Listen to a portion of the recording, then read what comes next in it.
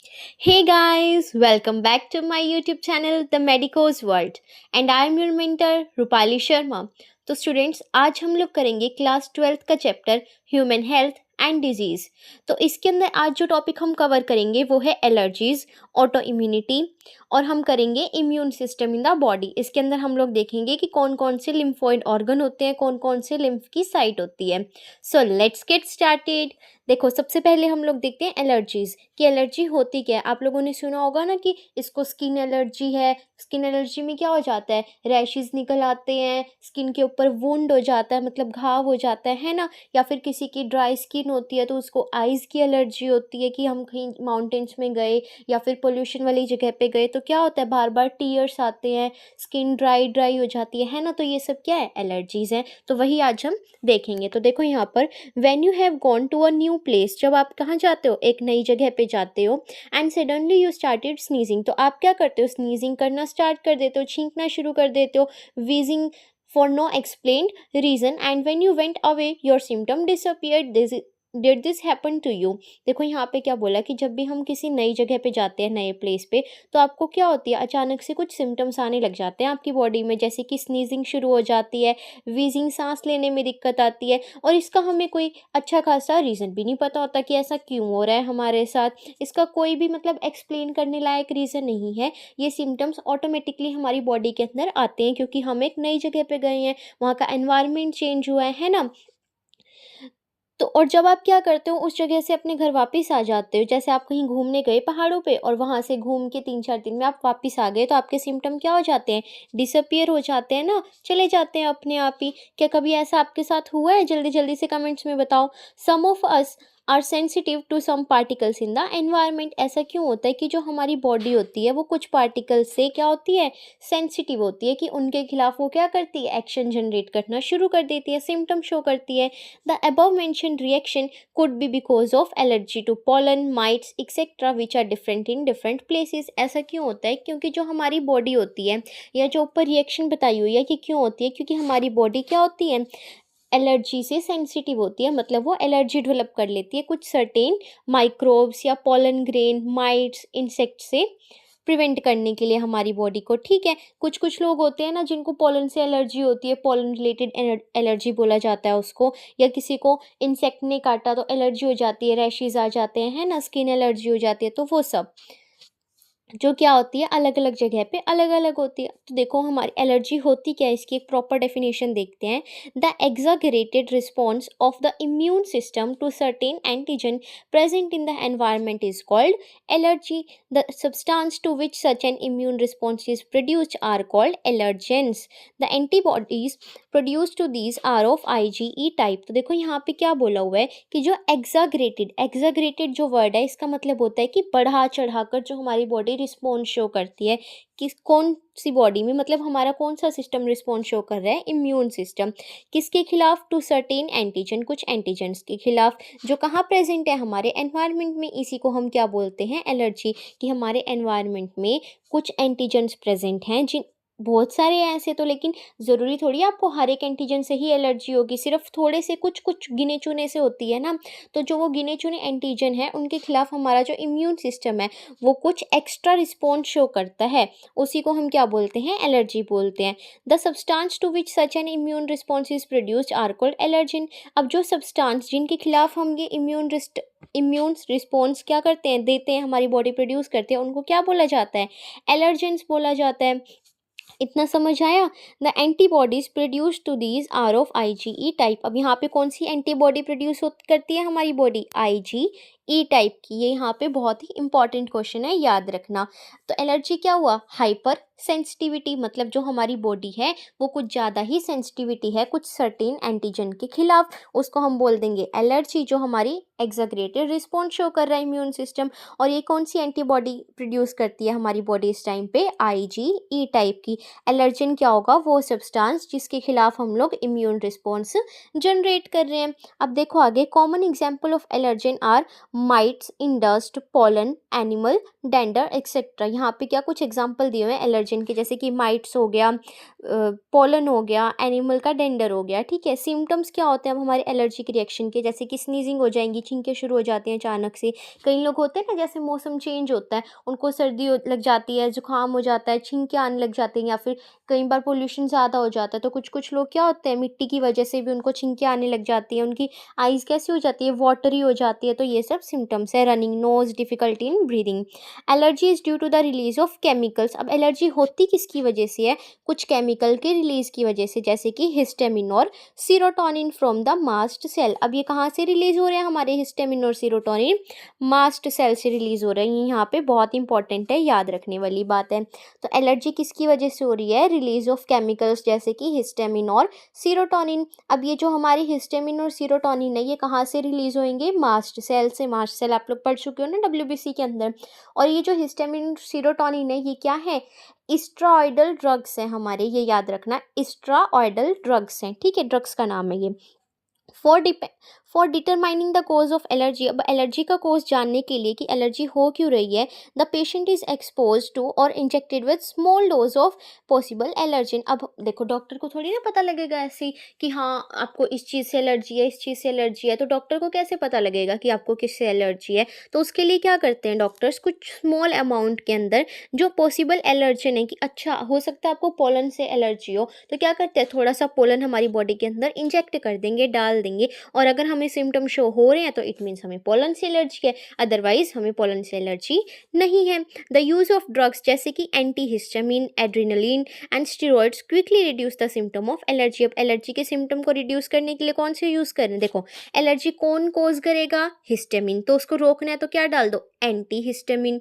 और क्या यूज करेंगे हम लोग, एड्रेनलिन यूज करेंगे और स्टेरॉइड यूज कर देंगे। ठीक है, somehow modern day lifestyle has resulting in lowering of immunity and more sensitivity to allergen.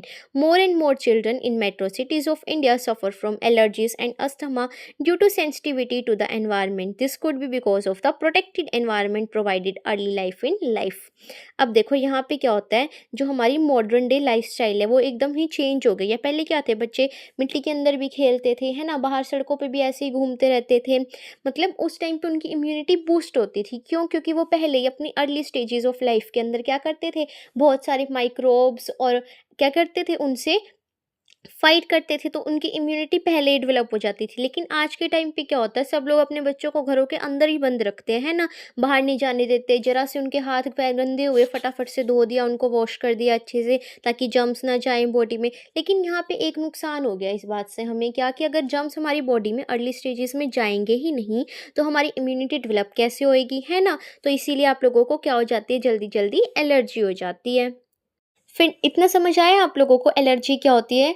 फिर नेक्स्ट टॉपिक जो हमारा है वो है ऑटो इम्यूनिटी। ऑटो मतलब सेल्फ, की खुद से हमारी बॉडी क्या कर रही है, इम्यूनिटी प्रोड्यूस कर रही है, इम्यून सिस्टम रिस्पॉन्स कर रहा है। अब देखो इसके अंदर क्या होता है, sometimes due to genetic and other unknown reason की वजह से जो हमारी बॉडी है वो क्या करती है, खुद के ही सेल्फ, सेल एक वर्ड होता है सेल्फ, सेल यानी कि खुद के ही सेल को क्या करती है, अटैक करना शुरू कर देती है। किसकी वजह से, कुछ जेनेटिक या फिर अननोन रीजन होते हैं जिनका हमें नहीं पता, अभी इसमें नहीं है, बता रही हूँ, सिर्फ सुन लो एक बार, इसकी डेफिनेशन बता रही हूँ। This result in damage to the body. अब इसकी वजह से क्या होगा, अगर बॉडी हमारे खुद की सेल को अटैक करने लग जाएगी, मारने लग जाएगी, तो हमारी बॉडी खुद को ही नुकसान पहुंचा रही है ना, बॉडी डैमेज हो जाएगी। और इसी को हम क्या बोलते हैं, ऑटो इम्यून डिजीज बोलते हैं। इसकी वजह से क्या हो जाएगी, ऑटो इम्यून डिजीज। प्रोसेस क्या है, ऑटो इम्यूनिटी, डिजीज़ का नाम हो जाएगा ऑटो इम्यून डिजीज़, की खुद की हमारी बॉडी ने जेनेटिक यानी कि जो हमारे कॉग्निटिव हैं या फिर मतलब at the time of birth ही कुछ ऐसे डिफेक्ट आ गया बॉडी में कि हमारे की जो बॉडी है वो खुद के ही सेल्स को अटैक कर रही है, मार रही है, उसकी वजह से, या फिर कुछ अननोन रीज़न की वजह से कि हमें कारण ही नहीं पता भाई हमें बीमारी क्या हुई है, हमारी बॉडी ने खुद के सेल्स को अटैक करना शुरू कर दिया, जिससे हमारी बॉडी क्या हो गई, डैमेज हो गई, और हमें कौन सी डिजीज़ हो गई, ऑटो इम्यून डिजीज़ हो गई। इसका एग्जाम्पल क्या हो सकता है, पता नहीं कैसे बीच में वीडियो पॉज हो गई थी, तो चलो दोबारा से कंटिन्यू करते हैं। देखो यहाँ पर, हाँ जी, तो मैं एग्जाम्पल बता रही थी ऑटो इम्यूनिटी का, तो क्या एग्जाम्पल है, रूमेटॉइड अर्थराइटिस। अर्थराइटिस देखो, आइटिस वर्ड जहाँ पर भी आता है उसका मतलब है इन्फ्लेमेशन। तो अर्थ जो वर्ड है, अर्थ, इसका मतलब क्या होता है, जॉइंट्स, यानी कि हमारे जॉइंट्स के अंदर क्या हो गई है, इन्फ्लेमेशन हो गई है, तो उसको हम क्या बोलते हैं, रूमेटॉइड अर्थराइटिस। यहाँ पे क्या होता है, बहुत सारे लोग अफेक्ट हो चुके हैं रूमेटॉइड अर्थराइटिस से हमारी सोसाइटी के अंदर। और जो ये रूमेटॉइड अर्थराइटिस है, ये क्या है, हमारा एक ऑटो इम्यून डिजीज़ है। तो देखो यहाँ पर मेमोरी बेस्ड एक्वायर्ड इम्यूनिटी, ये कैसी है, मेमोरी बेस्ड एक्वायर्ड इम्यूनिटी है हमारी, ये याद रखना। Evolve in higher vertebrates based on the ability to differentiate foreign organism, जैसे कि पैथोजन फ्रॉम सेल्फ सेल। ये किस लिए होती है, हमारी जो फॉरेन ऑर्गेनिज्म है उनको डिफरेंशिएट करने से हमारी खुद की बॉडी सेल से हम यूज़ करते हैं इसको।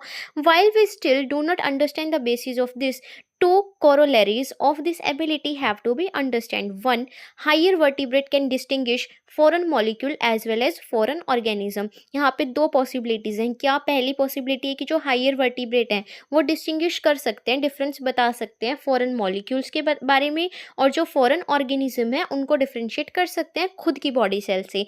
Most of the experimental immunology deals with this aspect. Two, second क्या है हमारा, समटाइम ड्यू टू जेनेटिक और अदर अननोन रीजन की वजह से जो हमारी बॉडी है वो खुद के सेल्स को अटैक करने लग जाती है, जिसकी वजह से डैमेज आ जाएगा बॉडी के अंदर और क्या कोज हो जाएगी, ऑटो इम्यून डिसीज बताया था। एग्जाम्पल हमारा आ गया जी, देखो आपका रूमेटॉइड अर्थराइटिस जो अफेक्ट कर चुका है पीपल को हमारी सोसाइटी के अंदर, और क्या है, ऑटो इम्यून डिजीज है। इतना समझ आया? जल्दी जल्दी से कमेंट्स करो अगर तुम लोगों को कोई भी डाउट आ रहा है, तो मैं सबके डाउट्स का रिप्लाई करूंगी।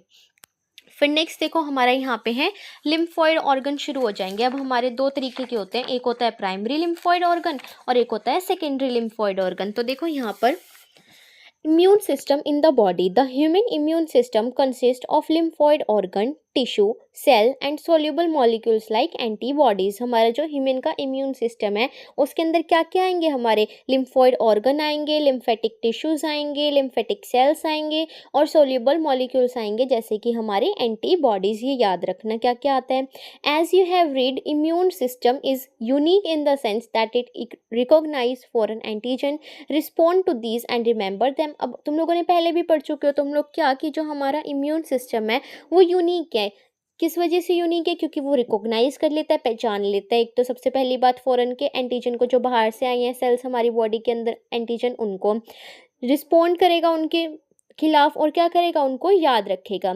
The immune system also plays an important role in allergic reaction. अभी पीछे देखा है हमने कैसे, ऑटो इम्यून में भी देख चुके हैं, और ऑर्गन ट्रांसप्लांटेशन में। देखो यहाँ पे बच्चा, ऑर्गन ट्रांसप्लांटेशन का मतलब क्या होता है कि मान लो कोई पर्सन है, उसकी हमारी किडनी क्या हो गई, खराब हो गई है, किडनी फंक्शन नहीं कर पा रही, तो फिल्टर नहीं होगा ब्लड, है ना, यूरिन प्रोड्यूस नहीं होगा, मतलब ओवरऑल जो हमारी बॉडी है वो काम नहीं करेगी अच्छे से, वेस्ट एलिमिनेट नहीं होगा हमारी बॉडी से, है ना, फिल्टर ही नहीं होगा ब्लड, CO2 अंदर ज़्यादा से ज़्यादा जमती रहेगी, वेस्ट हमारी बॉडी के अंदर ही एक्यूमुलेट होना शुरू हो जाएगा। तो ये तो बड़ी गड़बड़ वाली बात हो गई कि जो टॉक्सिक सब्सटेंस हैं वो तुम्हारी बॉडी के अंदर ही रह जा रहे हैं, बाहर ही नहीं आ पा रहे। तो ऐसी कंडीशन में क्या होता है, तुम लोग ऑर्गन ट्रांसप्लांट करा सकते हो कि इस किडनी को हटाओ, बाहर फेंक दो बॉडी से, और एक नई किडनी क्या करो, बॉडी के अंदर एंटर कर दो। इसी को क्या बोलेंगे, ऑर्गन ट्रांसप्लांट करा दिया, कि एक ऑर्गन हटा दिया और दूसरा ऑर्गन बॉडी के अंदर डाल दिया। लेकिन ये ऐसे इतना आसान नहीं है जितना कहना आसान है, ऐसे ही नहीं ऑर्गन ट्रांसप्लांट हो सकते। इसमें भी देखो, अब तुम अपनी बॉडी के अंदर अपना तो ऑर्गन हटा रहे हो, ठीक है, निकाल दिया तुमने बाहर बॉडी से, और दूसरा ऑर्गन तुम बॉडी के अंदर डाल रहे हो, तो इतनी आसानी से थोड़ी ना डल जाएगा, बॉडी को पता नहीं लग जाएगा कि ये भी बाहर का ऑर्गन है। तो उसको ही अगर मारना शुरू कर दिया तो तुम्हारा तो वेस्ट बाहर निकलने से पहले ही मतलब ऑर्गन भी ख़त्म हो जाएगा, है ना। तो इसीलिए ऑर्गन ट्रांसप्लांटेशन भी हम उन्हीं से ले सकते हैं, ऑर्गन्स भी जो हमारे रिलेटिव्स होते हैं, क्लोज रिलेटिव, या फिर हमारे मम्मी पापा बहन भाई से, ठीक है। तो देखो यहाँ पर लिम्फॉइड ऑर्गन, देखो सबसे पहले क्या होता है, these are the organ where origin and maturation या फिर प्रोलिफरेशन और मैच्योरेशन एक ही बात है, ऑफ लिम्फोसाइट अक्कर। तो लिम्फोइड ऑर्गन क्या है, जहाँ पे हमारे लिम्फोसाइट, साइट मतलब सेल और लिम्फो मतलब लिम्फ, यानी कि लिम्फ के अंदर जो सेल्स प्रेजेंट हैं, लिम्फोइड ऑर्गन के अंदर जो सेल्स प्रेजेंट हैं, वो जहाँ पे क्या होते हैं, ओरिजिन है, जहाँ पे उनका बन रहे हैं या फिर मैच्योर हो रहे हैं जिन ऑर्गन्स के अंदर, उनको बोलेंगे लिम्फोइड ऑर्गन। दो तरीके के बताए थे, प्राइमरी और सेकेंडरी। प्राइमरी लिम्फोइड ऑर्गन कौन कौन से हैं, बोन मैरो और थाइमस। नाम याद रखना, आपकी रिस्पॉन्सिबिलिटी है, नाम प्लीज़ याद रखना, बहुत इंपॉर्टेंट है।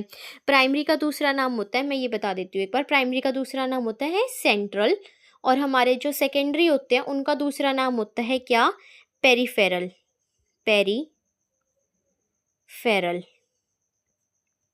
आई होप आप लोगों को क्लियरली विजिबल है। तो देखो यहाँ पे एक बार लिम्फोइड ऑर्गन का क्या क्या काम है हमारा, फॉर्मेशन करना, प्रोलिफरेशन करना, मैचुरेशन करना और इंटरेक्शन करना। ठीक है, ये मैं एक बार अलग से स्लाइड पे बता भी दूंगी लास्ट में। तो एक बार पहले एनसीईआरटी रीड कर लेते हैं, फिर मैं आपको अपने नोट से पढ़ा दूंगी। ठीक है, तो देखिए प्राइमरी लिम्फोइड ऑर्गन कौन कौन से हैं हमारे, बोन मैरो है और थाइमस है, जहाँ पे इमेच्योर लिम्फोसाइट क्या हो जाते हैं, डिफरेंशिएट हो जाते हैं, एंटीजन सेंसिटिव लिम्फोसाइट बन जाते हैं। वो देखो अब हमारे जो लिम्फोसाइट है ये हमारा एक सेल है, लिम्फोसाइट बोल, और ये कहाँ पे प्रेजेंट है, लिम्फोइड ऑर्गन में। तो लिम्फोसाइट बन गया ना ये। अब ये कैसा है, इमेच्योर, यानी कि इसको पहचान नहीं है कि ये खुद के बॉडी सेल्स है हमारे या फिर ये बाहर से आए हुए बॉडी सेल्स हैं, एंटीजन्स है जो अटैक करने वाले हैं, हमारी बॉडी को डैमेज करने वाले हैं। अभी ये इमेच्योर है बेचारा, बेसुधा, इसे कुछ नहीं पता। ठीक है, बच्चा है ये अभी। तो ये कहाँ पहुंचा हमारा, बोन मैरो में पहुंच गया या थाइमस में पहुंच गया, किसी में भी पहुंचा दो, हमने पहुंचा दिया इसको बोन मैरो में।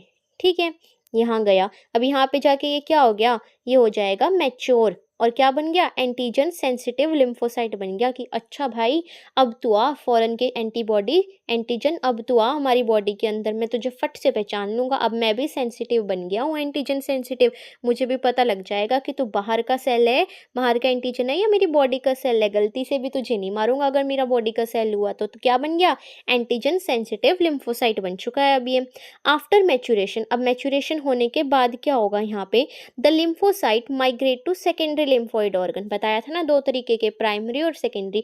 मैच्योर तो हो गए, अब ये मैच्योर हो गया भाई, इसे पता लग गया कि कौन सा अपना है और कौन पराया है। ठीक है, फिर कहाँ पहुंच गया, सेकेंडरी लिम्फोइड ऑर्गन में। अब सेकेंडरी कौन कौन से हैं हमारे, स्प्लीन है, लिम्फ नोड है, tonsils, pair patches of small intestine और हमारा अपेंडिक्स। ठीक है, the lymphoid organ provide the site for interaction of lymphocyte with the antigen. पहले तो क्या हुआ, प्राइमरी के अंदर तो ये मैच्योर हो गया।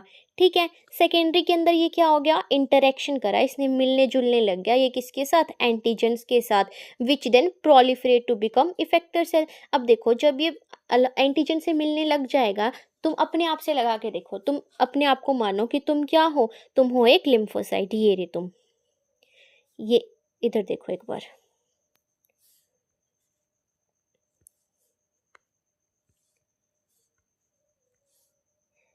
ये क्या है हमारा एक लिम्फोसाइट, एल से डिनोट कर रही हूँ। ठीक है, अभी ये कैसा है हमारा, इमेच्योर है ना, इमेच्योर है। ठीक है, तो तुमने इसको कहाँ भेज दिया, तुमने भेजा इसको प्राइमरी लिम्फोइड ऑर्गन में। ठीक है, जैसे कि हमारा बोन मैरो या फिर हमारा थाइमस, वहाँ भेज दिया। तो वहाँ जाके ये कैसा बन गया हमारा, मैच्योर बन गया भाई। इसको पता लग गया कि कौन अपना है कौन पराया, ये एंटीजन सेंसिटिव बन गया, एंटीजन का पता लग गया इसको। ठीक है, उसके बाद तुमने इसको कहाँ भेज दिया, सेकेंडरी में, जैसे कि स्प्लीन हो गया तुम्हारा, और कौन कौन से थे तुम्हारे, जल्दी जल्दी से बताओ, पेयर्स पैचेस हो गया, अपेंडिक्स हो गया, बहुत सारे थे। ठीक है, उसके बाद यहाँ पे जाके क्या हुआ, इसने इंटरेक्शन करी, क्या करी, इंटरेक्शन करी, मिलने लग गया, किसके साथ मिलने लग गया, ये एंटीजन के साथ। कि अच्छा भाई तू है एंटीजन, अब मिला मैं तेरे से, अब तेरी शक्ल पहचान ली है मैंने, अब पहचान लूंगा कि तू बाहर से आया हुआ एंटीजन है या मेरी बॉडी का सेल है ना। इतना समझ आया तुम लोगों को अच्छे से। फिर देखो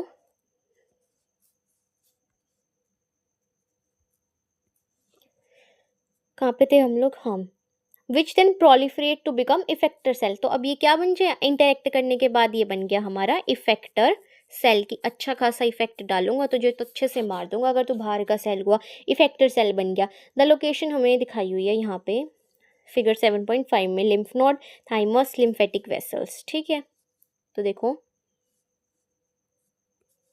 the bone marrow is the main lymphoid organ where all the blood cell including lymphocytes are produced। पढ़ा था ना प्राइमरी के अंदर क्या होंगे, जो हमारा बोन मैरो था ना प्राइमरी, वहाँ पे लिम्फोसाइट प्रोड्यूस होंगे, अभी पैदा हुए हैं, बच्चे हैं अभी, तो वो इमेच्योर हैं। ठीक है, और थाइमस क्या है, जो प्राइमरी लिम्फोइड ऑर्गन थे, उनमें क्या काम था तुम्हारे, दो काम थे, एक तो वहाँ बनेंगे, प्रोडक्शन होएगी, एक वहाँ पे मैच्योरेशन होएगी। तो प्राइमरी के अंदर दो आ रहे थे, एक तुम्हारा बोन मैरो आ रहा था और दूसरा तुम्हारा थाइमस आ रहा था। बोन मैरो के अंदर क्या हो रहा था, यहाँ पे हमारा देखो बोन मैरो के अंदर तो सिर्फ बनेंगे, प्रोड्यूस होंगे, और थाइमस के अंदर क्या हो जाएगा तुम्हारा, ये मैच्योर हो जाएंगे। Thymus is a lobed organ है, लोब प्रेजेंट है near the heart and beneath the breast bone. तुम्हारी the thymus is quite large at the time of birth, लेकिन रिड्यूस हो जाता है साइज जैसे जैसे तुम्हारी एज बढ़ती है, और प्यूबर्टी के टाइम पे तो क्या हो जाता है, इसका बहुत छोटा सा साइज हो जाता है। बोथ बोन मैरो और thymus produce micro environment for the development and maturation of T lymphocyte. यहाँ पे क्या होते हैं, हमारे मेच्योर होते हैं, ठीक है।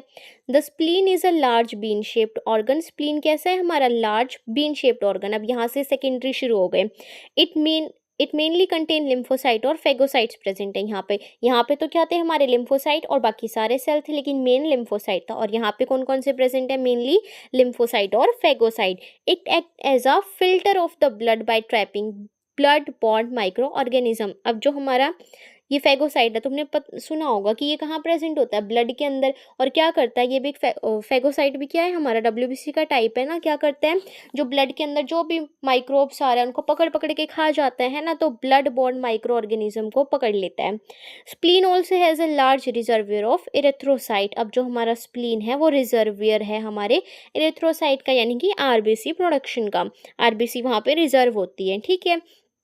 The lymph node are small solid structure located at different points along the lymphatic system, ठीक है। लिम्फ नोड भी कहीं कहीं हमारी बॉडी के अंदर प्रेजेंट। हाँ जी, तो देखो यहाँ पे क्या है फिर next, lymph node serve to trap the microorganism और other antigen which happen to get into the lymph and tissue fluid. Lymph node का काम क्या है, हमारा लिम्फोइड स्मॉल सॉलिड स्ट्रक्चर होते हैं जो लोकेटेड है, प्रेजेंट है कहाँ पे, लिम्फेटिक सिस्टम के अंदर डिफरेंट डिफरेंट पॉइंट्स पे। अब इनका काम क्या है, ये ट्रैप कर लेंगे माइक्रो ऑर्गेनिज्म को या दूसरे एंटीजन्स को, जो कहाँ आएंगे, लिम्फ फ्लूइड के अंदर या टिश्यू फ्लूइड के अंदर आएंगे। Antigens trapped in the lymph node are responsible for the activation of lymphocyte present there and cause the immune response. अब देखो यहाँ पे क्या बोला गया है हमारा, देखो यहाँ पे ये तुम्हारा एक लिम्फ नोड है, ठीक है। जस्ट इमेजिन कि ये तुम्हारा लिम्फ नोड है, ठीक है। यहाँ पे क्या आया तुम्हारा, ये आ गया एंटीजन। ये एंटीजन पहले, just 1 second,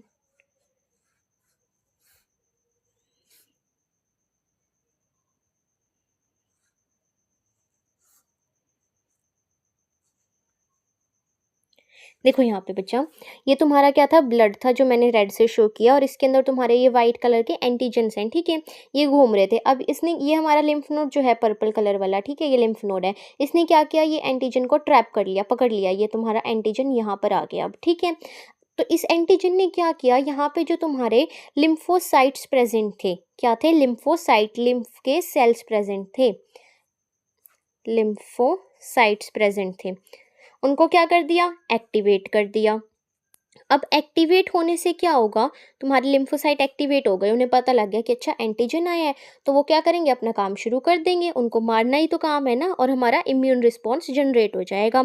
there is lymphoid tissue also located within the lining of major tract. अब लिम्फोइड टिश्यू कहाँ कहाँ प्रेजेंट है, लाइनिंग भी बनाते हैं ये बहुत सारे ट्रैक्ट की, जैसे कि रेस्पिरेटरी, डाइजेस्टिव और यूरोजेनाइटल ट्रैक्ट। इसको क्या बोलेंगे, म्यूकोसा एसोसिएटेड लिम्फोइड टिश्यू।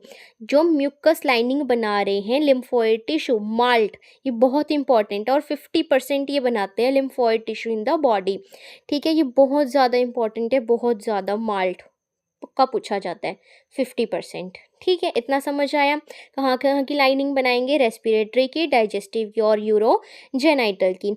तो देखो एक बार मैं रिवाइज करा देती हूँ तुम लोगों को फटाफट से, ये तुम्हें समझ आया। सबसे पहले हमारा क्या था, लिम्फोसाइट था, वो कैसा था, इमेच्योर था। हम फिर वो कहाँ चला गया, प्राइमरी लिम्फोइड ऑर्गन के अंदर, बोन मैरो और थाइमस के अंदर। बोन मैरो के अंदर क्या हो रहा था, सिर्फ प्रोडक्शन हो रही थी। प्रोडक्शन होने के बाद वो कहाँ पहुँच गया, थाइमस के अंदर, किस लिए, मैच्योर होने के लिए। अब देखो यहाँ पे ना, तुम लोगों ने सुना होगा कि लिम्फोसाइट 2 तरीके के होते हैं, सुना तुम लोगों ने, कौन कौन से, एक तो होता है बी लिम्फोसाइट और एक होता है टी लिम्फोसाइट, ठीक है। कंफ्यूज मत होना, यहाँ पे जो बी और टी है ये बोन मैरो और थाइमस है। चलो एल से शो कर देती हूँ, बी लिम्फोसाइट और टी लिम्फोसाइट, ठीक है, 2 सुने होंगे तुम लोगों ने। अब जो तुम्हारा बोन मैरो है ना, वहाँ पे क्या होगा, एक सेकेंड जी। तो देखो, जो ये तुम्हारा बी लिम्फोसाइट है, ये तो बोन मैरो के अंदर में ही क्या होगा, प्रोड्यूस भी होगा और मैच्योर भी होगा, ठीक है, बोन मैरो के अंदर में ही। लेकिन जो तुम्हारा टी लिम्फोसाइट है, ये बन तो रहा है बोन मैरो के अंदर, कहाँ, बोन मैरो के अंदर, लेकिन ये मैच्योर होने के लिए चला जाता है थाइमस के अंदर, ठीक है। जो बी लिम्फोसाइट है, ध्यान से सुनो, बी लिम्फोसाइट बनेगा बोन मैरो में और क्या होगा, मैच्योर भी होगा बोन मैरो में। लेकिन जो टी वाला है, बी वाला दोनों काम बी में ही करेगा, लेकिन टी वाला क्या सोचता है, यार मैं तो टी हूँ, मैं दोनों काम बी में कैसे करूँगा, एक काम करूँगा बी में, दूसरा काम करने के लिए पहुँच जाऊँगा टी के अंदर, यानी कि थाइमस के अंदर, ठीक है। मैच्योर होएगा थाइमस में, बनेगा बोन मैरो में, दोनों ही बोन मैरो में बनेंगे, ये याद रखना।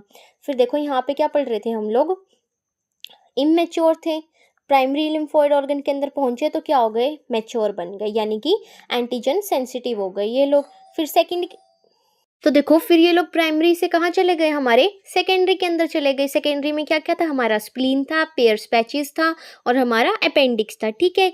तो देखो यहाँ पे हमारा स्प्लीन क्या होता है, रिजर्वायर ऑफ एरिथ्रोसाइट, आरबीसी को रिजर्व करके रखता है, ठीक है। और क्या करता है, ट्रैप करता है जो हमारे ब्लड बॉन्ड माइक्रो ऑर्गेनिजम्स हैं। तो वहाँ जाके क्या किया इन्होंने, इंटरेक्शन मिलना जुलना शुरू कर दिया, किससे, एंटीजन से, और क्या बन गए, इफेक्टर सेल्स ये लोग बन गए। इतना आया समझ तुम लोगों को। फिर नेक्स्ट देखो यहाँ पर हमारा कुछ सेकेंडरी लिम्फोइड ऑर्गन है, उसके अंदर क्या क्या आया था, हमारा एक बहुत इंपॉर्टेंट चीज़ आई थी, malt, MALT, mucosa associated lymphoid tissue, जो क्या कंस्टिट्यूट कर रहे थे, 50% ऑफ द लिम्फोइड टिश्यू बना रहे थे। और ये लाइनिंग बना रहे थे किसकी, हमारी म्यूकस लाइनिंग बना रहे थे बहुत सारे ट्रैक्ट की, जैसे कि रेस्पिरेटरी ट्रैक्ट, डाइजेस्टिव ट्रैक्ट और यूरोजेनाइटल ट्रैक्ट। तो आज हम यहीं तक करेंगे। और हमने क्या पढ़ा, ऑटो इम्यूनिटी पढ़ा कि खुद के सेल्स को ही मार दे रहे थे कुछ बॉडी के सेल्स, जैसे कि रिमोटॉइड अर्थराइटिस के अंदर होता है, ठीक है। एलर्जी पढ़ा, एलर्जी क्या होता है, एक्साग्रेटेड रिस्पॉन्स जो हमारा इम्यून सिस्टम हमारी बॉडी शो करती है कुछ सर्टेन एंटीजन या फिर एलर्जन के खिलाफ, ठीक है। ये किसकी वजह से हो रहा था, हमारा IgE टाइप की एंटीबॉडी प्रोड्यूस हो रही थी। और किसकी वजह से हो रहा था, ये हमारा हिस्टामिन और सीरोटोनिन की वजह से, जो केमिकल्स थे, रिलीज ऑफ केमिकल की वजह से, कहाँ से रिलीज हो रहे थे, मास्ट सेल से। और क्या बताए थे इनके बारे में, ये स्टेरॉयडल ड्रग्स हैं, कैसे हैं, स्टेरॉयडल ड्रग्स थे ये तुम्हारे, ठीक है। और इनको क्या करने के लिए, एलर्जी को कम करने के लिए हम क्या दे रहे थे, एंटी हिस्टामिन दे रहे थे, एड्रेनलिन दे रहे थे और स्टीरॉयड दे रहे थे, ठीक है। डॉक्टर क्या करता है, कुछ अमाउंट में इंजेक्ट करता है एलर्जी, जो एलर्जेंस हैं उनको पता लगाने के लिए कि तुमको किस चीज़ से एलर्जी है। तो आज हम यहीं तक करेंगे। फिर नेक्स्ट क्लास के अंदर हम लोगों के जो इंपॉर्टेंट टॉपिक्स हैं वो शुरू हो जाएंगे, जैसे कि एड्स है तुम्हारा, या फिर कैंसर हो गया, तुम्हारे ड्रग्स है, इनके अंदर बहुत अच्छी अच्छी ट्रिक्स भी बताऊंगी। बहुत इंटरेस्टिंग लेक्चर होने वाले हैं। तो जल्दी जल्दी से चैनल को सब्सक्राइब करो, वीडियो को लाइक कर दो, अगर पसंद आई है तो जल्दी से जो भी तुम्हारे डाउट्स हैं उनको कमेंट कर दो। Please like, share and subscribe my YouTube channel and don't forget to comment positive vibes. Thank you so much.